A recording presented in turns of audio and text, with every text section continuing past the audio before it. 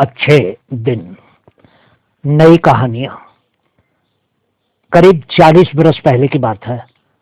शायद 1980 था वो वर्ष। हमारे गांव से बारात मेरे मामा जी के गांव के पास के ही एक गांव में जाने वाली थी। रिश्ता मेरे पिताजी ने करवाया था, इसलिए दोनों तरफ से ही शादी में शामिल होने को बुलाया गया था। इसलिए आधा परिवार लड़की वालों की तरफ से और आधा परिवार लड़के वालों की तरफ से शामिल हुआ।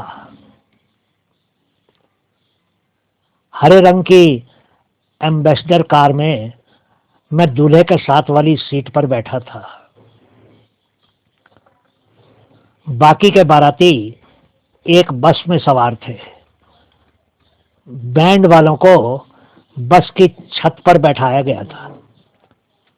कार में बैठने के लिए रिश्तेदारों में बहुत सी लड़ाइयां हुई थी, पर अंत में ठूस ठूस कर उस कार में 9 जने बैठ गए थे।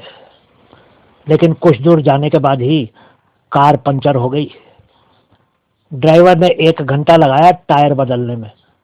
वो गुस्से में बार बार यही कह रहा था, एक पुरानी कार में 9 लोग बैठेंगे तो पंचर नहीं होगा तो क्या होगा। बारात 9 बजे की जगह रात को 11:30 बजे लड़के वालों के घर पहुंची। लड़के के बाप ने चवन्नियां, 10 और 5 के पैसे के सिक्के एक मुट्ठी में भरकर लड़के के सर से वार कर हवा में उछाल दिए। मेरे सामने सिक्कों की बरसात हो रही थी, लेकिन मैं मजबूर था।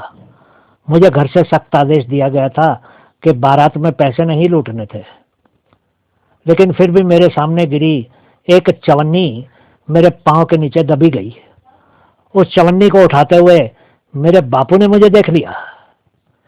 मेरी पिटाई हुई और मुझे सजा भी दी गई। मुझे बारातियों के हाथ धोने वाली जगह पर ड्यूटी पर लगा दिया गया और गीले तौलिए को बदलने की जिम्मेदारी भी मुझे ही दे दी गई। लोग हाथ धो रहे थे और मेरा मजाक उड़ाते हुए कह रहे थे, शादी करवाने वाले बिचौलिया का बेटा आज वेटर बन गया है। आखिर मेरे मौसा जी को मुझ पर तरस आ गया। उन्होंने मेरी जगह किसी और लड़के को वहां खड़ा कर दिया। उन्होंने एक और जिम्मेदारी देकर मुझ पर मेहरबानी कर दी। उन्होंने शादी के बाद माइक पकड़ने की जिम्मेदारी मुझे दे दी। मैं माइक पकड़े था और लोग एक एक करके गीत गा रहे थे। जब सेहरा गाने वाले ने गाना शुरू किया तो लोग शगुन के रुपए मुझे पकड़ाने लगे और एक एक 2-2 के नोट मेरी झोली में इकट्ठे होने लगे।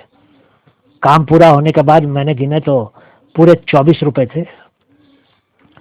मैं तो उन पैसों को पाकर आसमान पर ही उड़ने लगा था। अगले 2-3 दिनों में तो मेरे जीवन में जैसे कुल्फियों, टॉफियों और मिठाइयों की जैसे आंधी ही आ गई थी। मैंने खुद भी खूब खाया और अपने दोस्तों को भी खूब खिलाया। मुसीबत तो उस दिन आई जब कुछ दिनों के बाद मेरे बापूजी ने उन 24 रुपयों का हिसाब मांग लिया।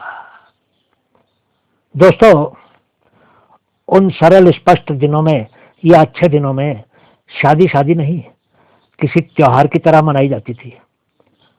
उन दिनों में बारातियों का लड़की वालों के घर पर 1 हफ्ते से 1 महीने तक रहना आम बात होती थी। आज की तरह किसी भी चीज की जल्दी नहीं होती थी। बहुत सुनहरे दिन थे वो।